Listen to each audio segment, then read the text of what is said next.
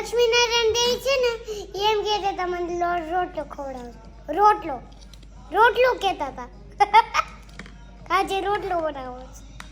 હા એને એમ કીધું કે રોટલો ખવડાવજો એમ? હા એવી રીતે કીધું મેં.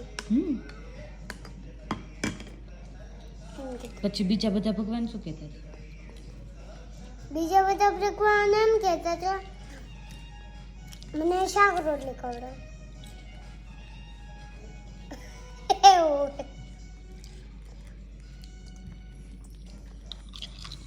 પછી કૃષ્ણ ભગવાને શું કીધું હતું? એને શું ખાવું હતું? માખણ. એને માખણ ખાવું હતું.